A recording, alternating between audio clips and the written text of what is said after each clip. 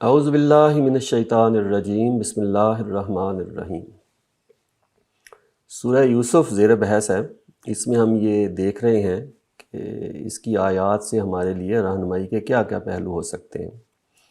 تو ظاہر ہے ایک حد تک ہی ہم اس میں سے چیزیں لے سکتے ہیں، باقی ہر بندے کا اپنا معاملہ ہے، جیسے وہ اس آیات کو دیکھتا ہے اور جس سچویشن میں وہ مبتلا ہوتا ہے اس کے لحاظ سے وہ قرآن مجید سے رہنمائی لیتا ہے۔ وجاءت سیارۃ، اس سے پہلے ہم پڑھ چکے ہیں کہ حضرت یوسف کو ان کے بھائیوں نے ایک اندھے کنویں میں پھینک دیا تاکہ ان سے جان چھڑائی جا سکے، اور یہ سب کیوں ہوا ہے؟ حسد کی وجہ سے۔ تو حسد وہ جذبہ ہے جس کی وجہ سے جو قریبی عزیز ترین لوگ ہوتے ہیں وہ بھی آپ کے دشمن بن جاتے ہیں، اور شیطان اصل میں فائدہ اٹھاتا ہے۔ ایسے مواقع اس کے سامنے جب آتے ہیں تو وہ وسوسہ ڈالتا ہے۔ شیطان کو اللہ نے کوئی ایسا اختیار نہیں دیا کہ زبردستی لوگوں سے کچھ کروا لے، وہ بس موقع کی تلاش میں رہتا ہے کہ جب لوگوں کے ہاں کوئی کمزوری نظر آتی ہے تو اس موقع سے فائدہ اٹھا کر وہ کوئی برا خیال دل میں ڈال دیتا ہے۔ اور انسانوں کے دل ہی ہیں، وہ خیالات ہی ہیں جو بنیاد بنتے ہیں ان کے اعمال کی۔ برا جذبہ ہوگا تو برا عمل سامنے آئے گا، اچھے جذبات ہوں گے تو اچھا عمل آئے گا۔ تو یوسف علیہ السلام کے بھائیوں نے حسد کے جذبے سے ان کو پھر کنویں میں پھینک دیا۔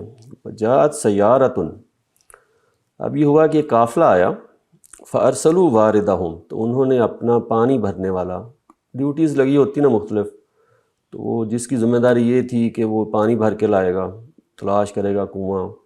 اس دور میں ایسا تھوڑی تھا کہ مختلف جگہوں پر پانی کے لیے کوئی سبیلیں لگی ہوں، تو وہ یہ ڈھونڈنا پڑتا تھا کہیں کنویں کوئی کھودے ہوئے ہیں یا کوئی قدرتی طور پر کوئی چشمے ہیں۔ تو یہ قافلہ معلوم ہوتا ہے کہ اوپر سے فلسطین کا، چونکہ یہ رہائش، یہ جو واقعہ ہے حضرت یوسف ان کے بھائیوں کا، حضرت یعقوب کا، یہ فلسطین کا واقعہ ہے۔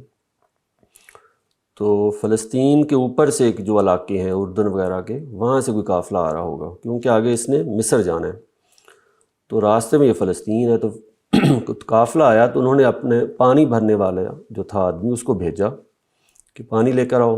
فَأَدْلَىٰ دَلْوَهُ، تو اس نے اپنا ڈول ڈالا کنویں میں، پانی بھرنے کے لیے ڈول ڈالا ہی ہے۔ قالا، تو وہ پکار اٹھا، یا بشرا، بھی خوشخبری ہو، ھذا غلام، یہ تو ایک لڑکا ہے۔ تو کنویں میں ڈول پھینکا ہوگا تو نیچے دیکھا ہوگا تو پتہ چلا کہ یہ تو لڑکا ہے۔ تو خوشخبری کا کیا پہلو ہے آگے جا کے معلوم ہو جائے گا کہ خوشخبری اس میں کیا تھی۔ وَأَسَرُّوهُ، تو چنانچہ وہ وہاں سے نکالا حضرت یوسف کو انہوں نے، اور انہوں نے اسے چھپا لیا۔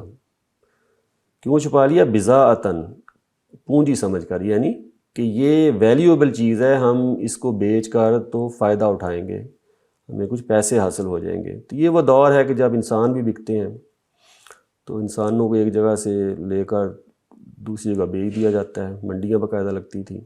تو انہوں کو کہا کہ بھئی یہ تو مفت میں ہاتھ آ گئے ہیں، تو ان کو بیچ کر ہم کچھ فائدہ اٹھا لیں گے۔ واللہ علیم بما یعملون، اور اللہ خوب واقف تھا اس سے جو وہ کر رہے تھے۔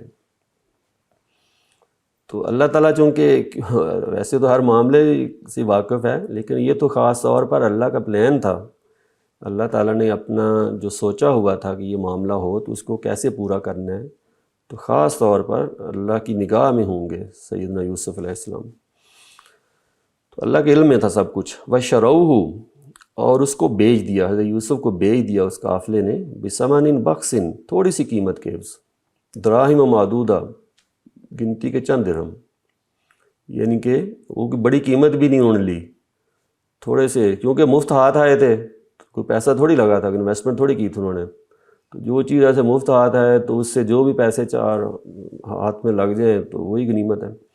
وَكَانُوا فِيهِ مِنَ الزَّاهِدِينَ، اور وہ اس کے معاملے میں بے رغبت تھے، یعنی ان کو کوئی اور نہیں کوئی رغبت محسوس ہوئی کہ ہم اس کو ساتھ لے جائیں یا اس سے کام لیں یا کوئی اور معاملہ کریں۔ ان کا کہ بس یہ ہاتھ لگا ہے تو اس کو بیچ کر جو پیسے چار ہاتھ آتے ہیں وہ لے لیے جائیں، تو اور کوئی رغبت نہیں تھی۔ قال الذی اشتراہ من مصر، تو یہ واقعہ ہوا ہے بیچنے کا مصر میں، اور کہا جس نے اسے خریدا مصر کے لوگوں میں سے، تو مصریوں میں سے، مصر کے جو رہنے والے ہیں، وہاں جس آدمی نے حضرت یوسف کو خریدا ہے اس نے اپنی امرأتہ، اپنی بیوی سے کہا، اکرمی مثواہ، کہ اس کا جو ٹھکانہ ہے نا اس کا باعزت کر، یعنی کہ اس کو اچھی طرح رکھو.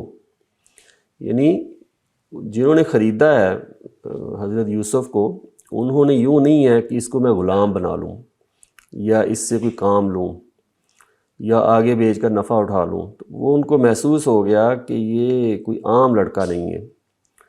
چنانچہ انہوں نے اپنی بیوی سے کہا ہے کہ بھی اس کو اچھی طرح یہاں رکھنا ہے، اس کو غلام کے طور پر ٹریٹ نہیں کرنا. عسیٰ ان ینفعنا، امید ہے کہ ہمیں یہ لڑکا نفع پہنچائے. وہ صلاحیتوں کا اندازہ کچھ ہو جاتا ہے تو وہ سمجھ گئے کہ یہ حضرت یوسف ہمیں کوئی فائدہ دے سکتے ہیں بڑے ہو کر. چچا نے کہا کہ اس کی اچھی طرح تربیت کرو، اچھی طرح اس کا رہن سہن رکھو تاکہ ہو سکتا ہے ہمیں یہ فائدہ دے. اور نتخذہ ولدا، یا ہو سکتا ہے ہم اس کو اپنا بیٹا ہی بنا لیں. ہو سکتا ہے ان کے اولاد نہ ہو، تو انہوں نے سوچا کہ چلیں.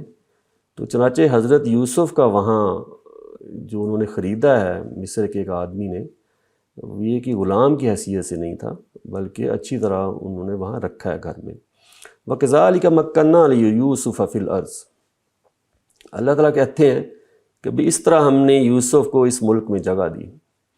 یعنی کہاں فلسطین میں بھائیوں نے پھینک دیا کنویں میں، اور کہاں پھر ایک قافلہ آیا ہے اور قافلے نے حضرت یوسف کو وہاں سے نکالا ہے اور وہاں مصر میں جا کے بیچ دیا.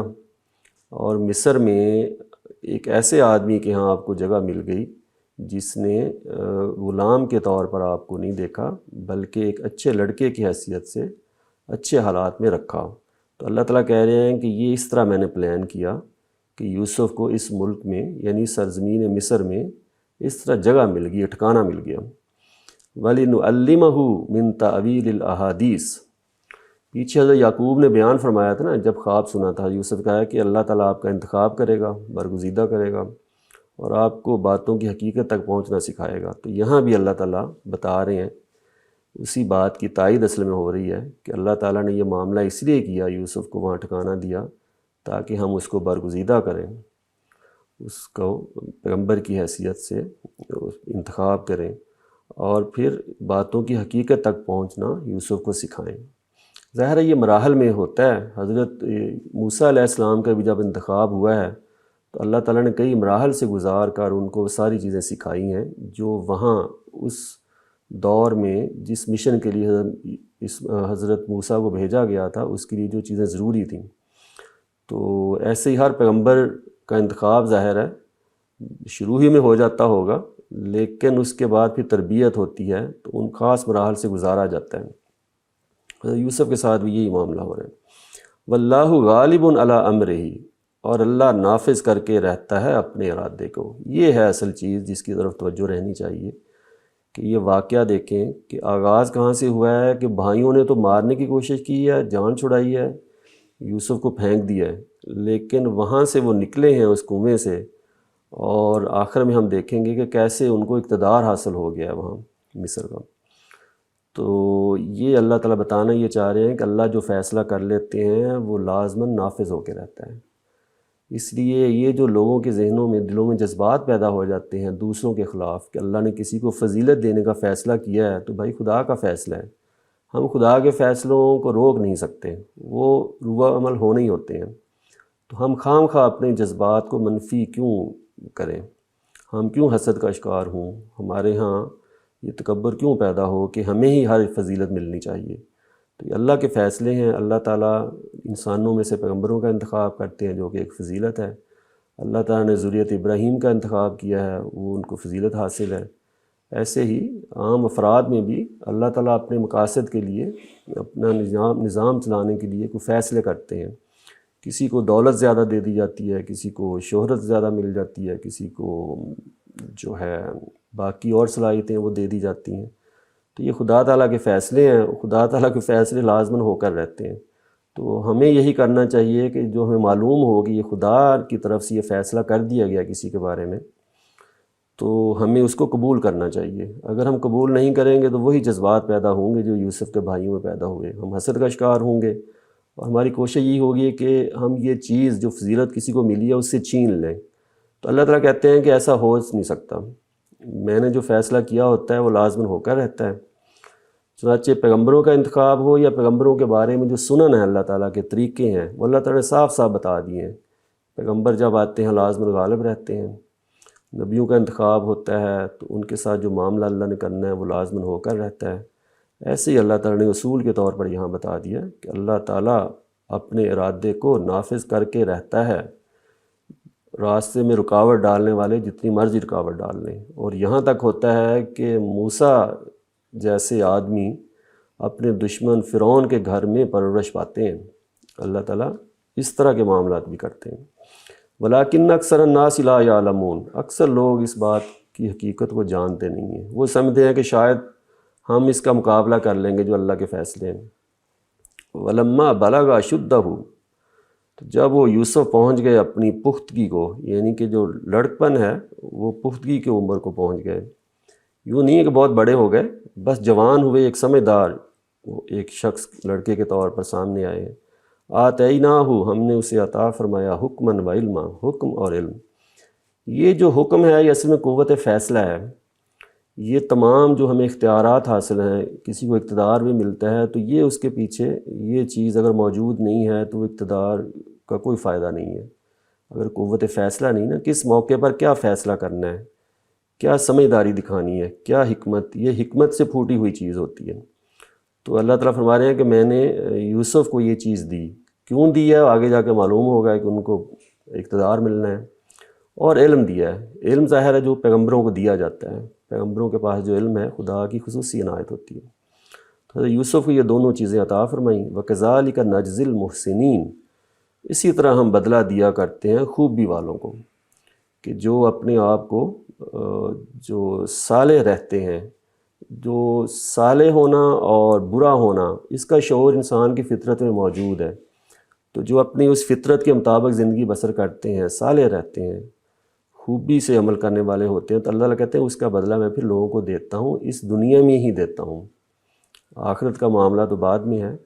تو وہ ہے کہ حضرت یوسف نے اپنی اس فطرت کو صالح رکھا، اور اس کا پھر بدلہ اس دنیا میں اللہ تعالیٰ نے اس طرح دیا کہ ان کی جو وہ سامنے آئے ہیں بڑے ہو کر، تو ایک ایسے آدمی کی حیثیت سے کہ ان کے پاس علم بھی ہے اور ان کے پاس وہ قوت فیصلہ بھی ہے، وہ حکمت و دانائی بھی ہے جس کی روشنی میں فیصلے کر سکیں۔